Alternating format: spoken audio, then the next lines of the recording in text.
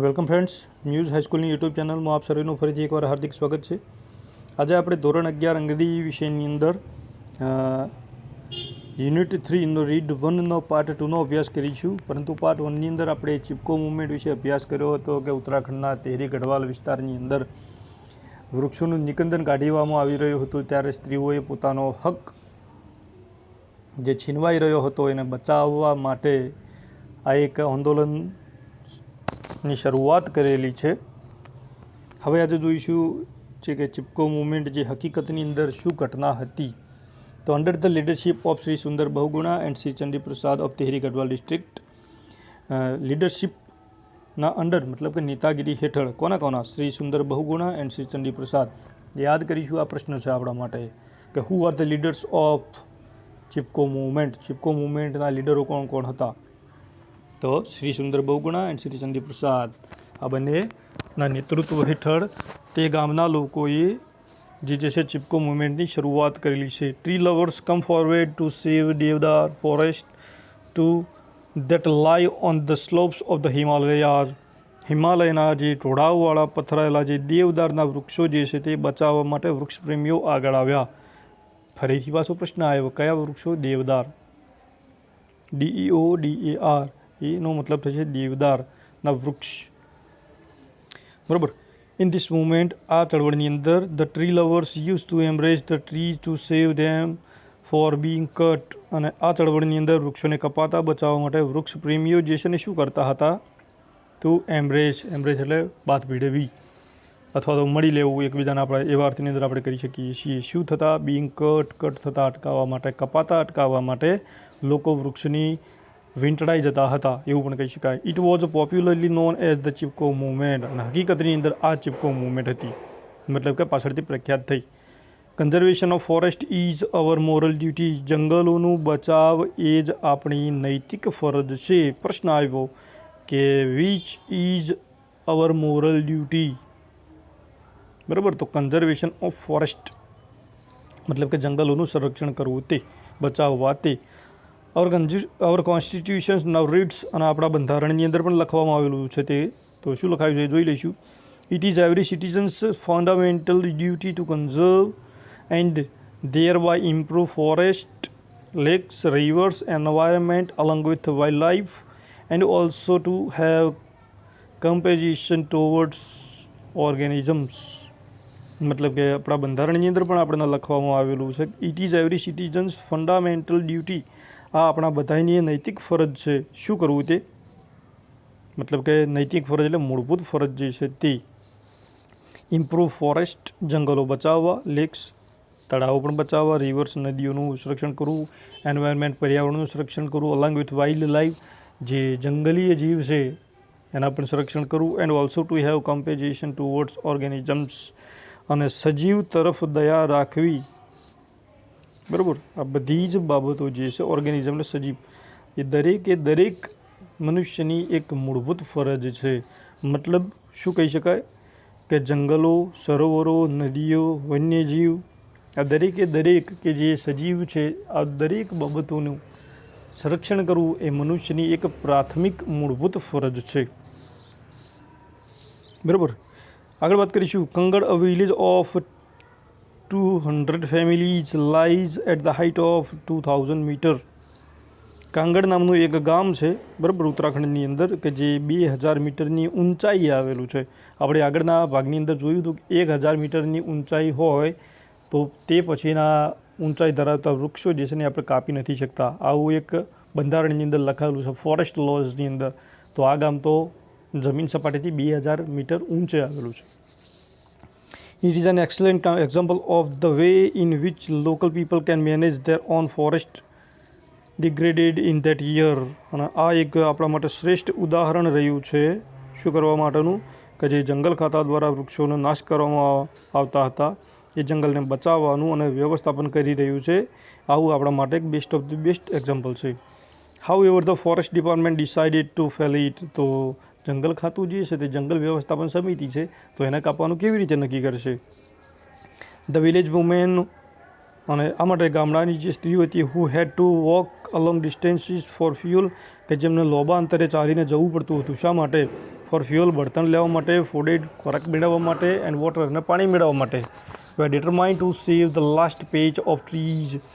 આ બધા એ લોકોએ બળતણ, પાણી અને ઘાસચારા માટે દૂર અંતરે જવું હતું. તો એવા વૃક્ષોને રહ્યા સયા જે બાકી વૃક્ષો હતા એમને બચાવવાનો એમનો પ્રયત્ન કર્યો. The men of Kangad though were offered work by the forest department to fell the trees. અને કાંગડ નામનું જે ગામ છે ને એ ગામના લોકોને જ સરકાર દ્વારા અથવા તો ફોરેસ્ટ ઓથોરિટી દ્વારા એક કામ સોંપવામાં આવ્યું હતું. કયું કામ સોંપવામાં આવેલું હતું તો આપણે જોઈ લઈશું. Forest department to fell the trees. Fell the trees એટલે વૃક્ષો કાપવા. તો કાંગડ નામના જે ગામના લોકો હતા ને એ ગામના લોકોને જ એ વૃક્ષો કાપવાની છૂટછાટ આપેલી હતી, મતલબ કે મુદત આપેલી હતી એવું કહી શકાય. એઝ અ રિઝલ્ટ અને પરિણામ સ્વરૂપે there was a conflict between the village men and women. અને આ કારણે જ સ્ત્રીઓ અને પુરુષો વચ્ચે સંઘર્ષ થયો. આપણે એવું જાણી શકીએ છીએ કે સ્ત્રીઓ જે છે એ જંગલ બચાવવાનો પ્રયત્ન કરી રહી છે, જ્યારે પુરુષો જે છે એ વૃક્ષોને કાપી રહ્યા છે. તો સંઘર્ષ થવો એક સામાન્ય વાત છે. After 4 months of resistance the women. અને 4 મહિનાના પરિણામ સ્વરૂપે the women succeeded in saving the forest. અને જે સ્ત્રીઓ જે છે ને જંગલ બચાવવા માટે સફળ રહી. The women's organisation. મહિલાઓનું એક ઓર્ગેનાઇઝેશન, એક સંસ્થા છે. બરાબર, પ્રશ્ન છે આપણો. Which was the women's organization. એમની સંસ્થાનું નામ આપણને આપેલું છે મહિલા મંગલ દળ.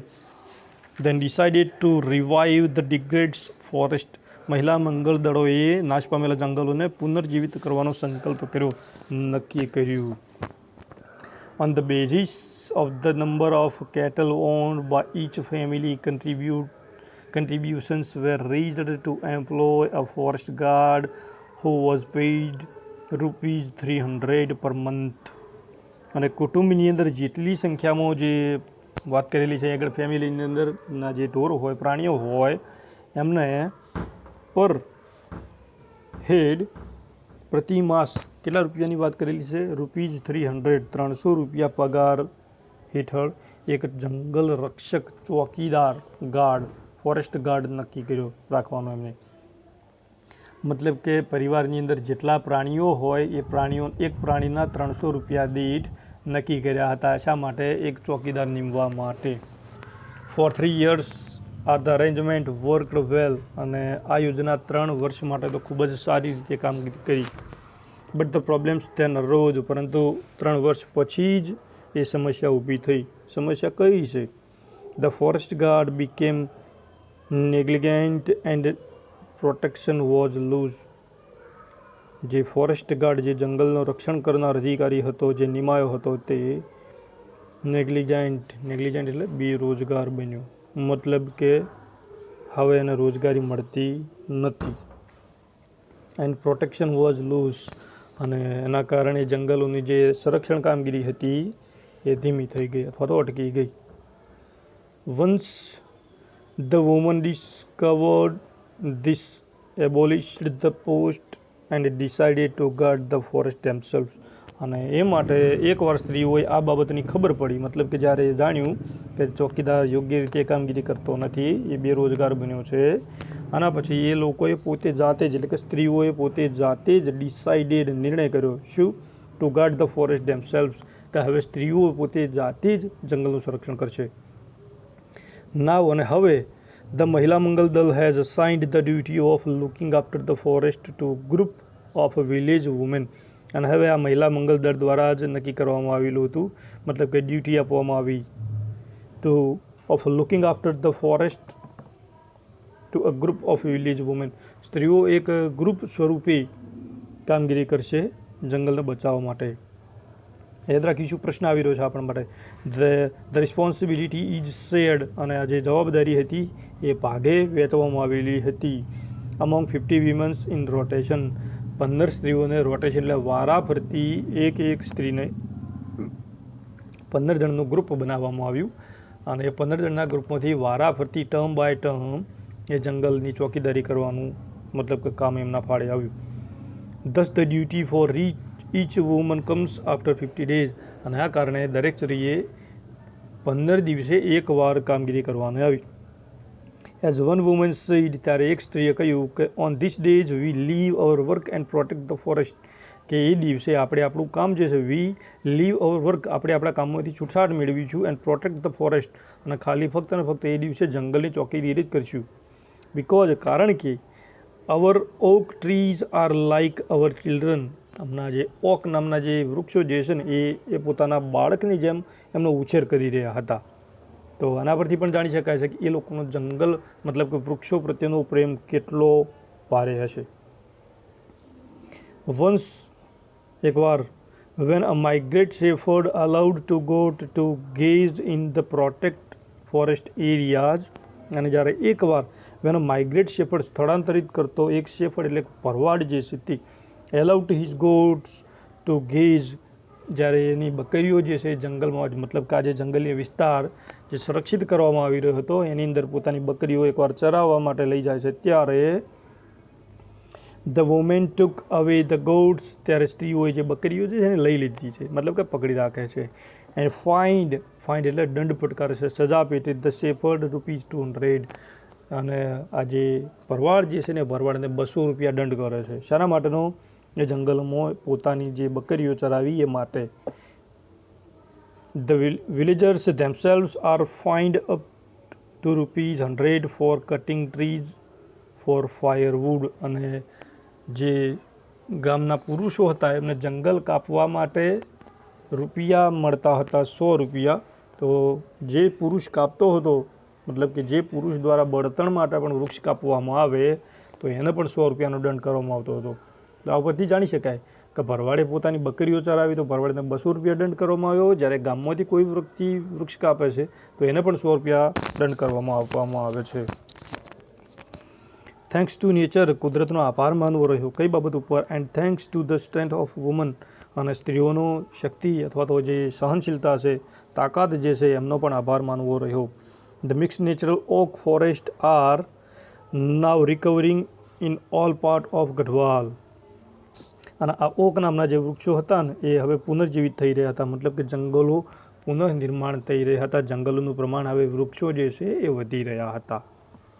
But the women still have to be very vigilant, પરંતુ જે આ સ્ત્રીઓ જે છે ને તે હજુ સુધી વધારે સાવધ, બરાબર, વિજિલિયન્ટ એટલે સાવધ, અહીં આગળ વાત કરીશું સાવચેત રહેવું પડશે. શા માટે?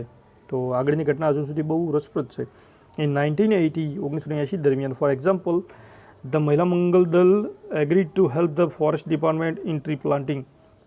ઘટના બતાવેલી છે કે 1980ની અંદર મહિલા મંગલ દળ દ્વારા એગ્રીડ સંમતિ આપવામાં આવી. શા માટે? To help the forest department, જંગલ ખાતાને મદદરૂપ થવા માટે. શા માટે? ઇન પ્લાન્ટિંગ પોપ્લર્સ, વૃક્ષોનું પ્લાન્ટિંગ કરવા માટે, વૃક્ષો વાવવા માટે. ધ ડગ 15,000 pits, અને આ માટે જંગલ ખાતાએ 15,000 pits એટલે ખાડા ખોદ્યા હતા. But then they found that, પરંતુ એ પછી જ સ્ત્રીઓને ખબર પડી હતી કે the department was only interested in planting poplars, કે જંગલ ખાતું જે છે ને એને તો ખાલી કયા વૃક્ષો વાવવા છે? પોપ્લર્સ નામના વૃક્ષો જ વાવવા છે. ધ વુમન રિફ્યુઝ, આથી સ્ત્રીઓએ નકારી એ બાબતને, to allow the planting of poplar, poplar નામના વૃક્ષોને વાવવાનું એ લોકોએ હવે ધિક્કાર કર્યો, ના પાડી, તૃણા કરી. વિચ ઇઝ ફોરેન, કારણ કયું હતું કે વૃક્ષ જે હતું એ ભારતીય નહીં, વિદેશી હતું. કોમર્શિયલ ટ્રી, એ સ્થાનિક વૃક્ષનું હતું. Instead they force the forest department દ્વારા એમને દબાણ કરવામાં આવ્યું હતું, તેમ છતાં પણ to plant different kinds of indigenous fodder trees that would benefit them directly. અને જંગલ ખાતાએ દબાણ કર્યું તો સામે સ્ત્રીઓએ પણ એનો વિરોધ કર્યો, અને આના કારણે પશુના ખાદ્ય માટે અથવા તો દેશી વૃક્ષો વાવવાનો જંગલ ખાતાએ ડાયરેક્ટલી નિર્ણય કર્યો કે જેથી કરીને સીધો લાભ એ ગામને મળી રહે. Thus the natural forest are now regenerating in hilly areas in many parts of Uttar Pradesh, અને આ રીતે ઉત્તર પ્રદેશના ઘણા બધા પર્વતીય વિસ્તારો જે છે ને એની અંદર જે જંગલો જે છે ને જંગલો રીજનરેટિંગ પુનર્જીવિત થઈ રહ્યા હતા, મતલબ જંગલોનું પ્રમાણ વધી રહ્યું હતું. In addition to supporting local agriculture, કે જેના કારણે સ્થાનિક ખેતી એન્ડ એનિમલ હસબન્ડરી, અને જે પશુપાલન જે ધંધો જે છે તે પોતાનો પુનર્જીવિત થઈ જાય. આ રીજનરેટેડ ફોરેસ્ટ, જંગલો બચાવી શકાય, અને પશુપાલનનો વ્યવસાય પણ સારી રીતે પાલન કરી શકાય.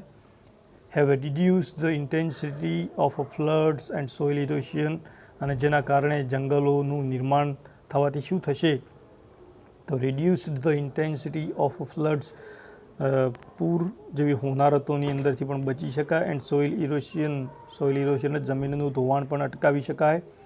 And have એન્શ્યોર્ડ permanent water supply, અને એના કારણે ખાતરી આપી કે કાયમી ધોરણે પાણીનો પુરવઠો આપણને મળી રહેશે. મતલબ કે નક્કી કરી દીધું કે આ 3 બાબતો એમને સરળતાથી મળી રહેશે. The practice of the community protection of forest has spread to many neighboring villages, અને જંગલોનું સંરક્ષણ કરવાની આ સામૂહિક પદ્ધતિ પડોશ નેબરિંગ એટલે ઘણા બધા પાડોશના ગામડાઓમાં પણ પ્રસરી ફેલાવો થયો. કે મતલબ કે આ ઘટનાના કારણે આડોશ-પાડોશના ગામડાઓ પણ હવે જંગલોને બચાવવાનો નિર્ણય કર્યો હતો.